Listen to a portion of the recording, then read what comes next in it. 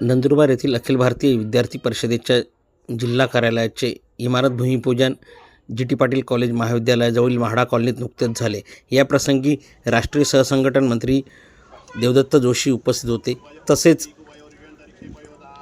संसदरत्न आणि माजी खासदार डॉक्टर हिनाताई गावित तसेच मान्यवर उपस्थित होते।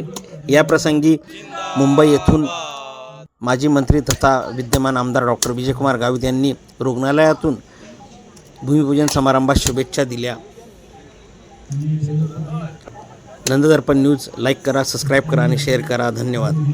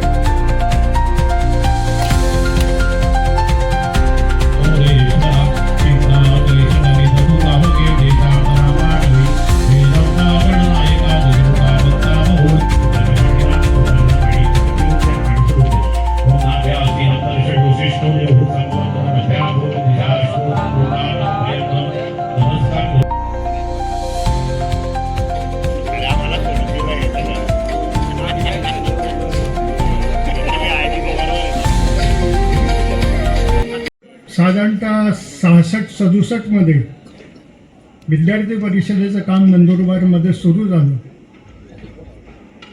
पण प्राथमिक आदरणीय उपस्थित मान्यवर, अखिल भारतीय विद्यार्थी परिषदेच्या सर्व पदाधिकारी, कार्यकर्ते, माझ्या बांधवांनो आणि भगिनींनो, आजचा दिवस नंदुरबार शहरासाठी आणि विद्यार्थी शक्तीसाठी अत्यंत अभिमानास्पद आणि ऐतिहासिक क्षण आहे। भारतीय विद्यार्थी परिषद ज्याने देशभर विद्यार्थी हित जोपासले, विद्यार्थ्याची राष्ट्रभावना आणि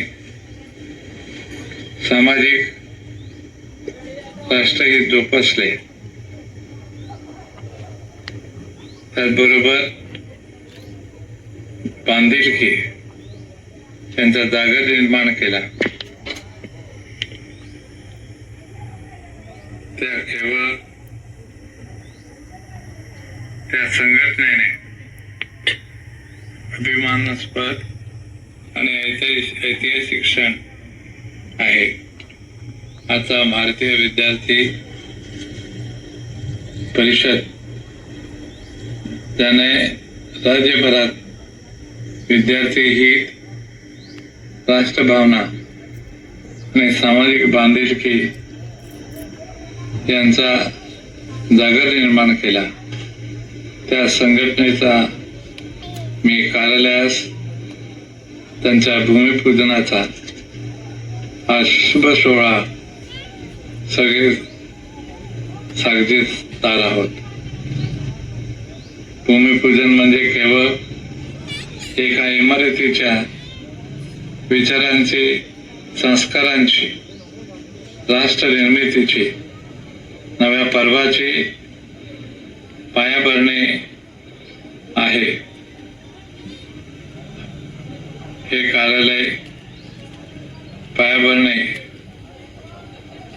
आज नवीन पर्वाची सुरुवात आहे। आपलं कार्यालय होतं आणि कार्यक्रम असो, बैठक असो, ते आटोपून मग जर घरी जायचं असेल तर साक्री सेलांबा ही 7:30ची शेवटची बस होती आणि त्याच्यानंतर बस नाही।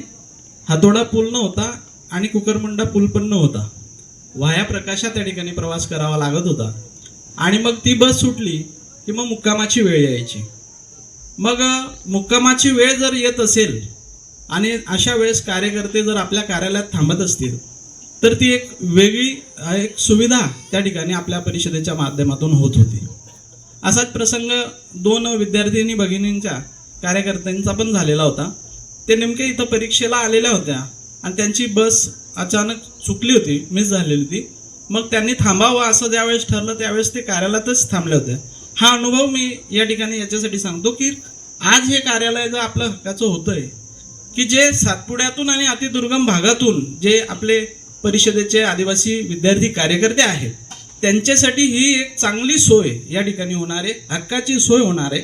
आणि जेणेकरून परिषदेमध्ये ज्या वेळेस आपण काम करतो आणि परिषदेमध्ये काम करत असताना जेव्हा वेळेस आपलं हक्काचं कार्यालय म्हणून आपण पाहतो, आतापर्यंत 98-99 पासून सगळे कार्यालय मी पण फिरून आलो आहे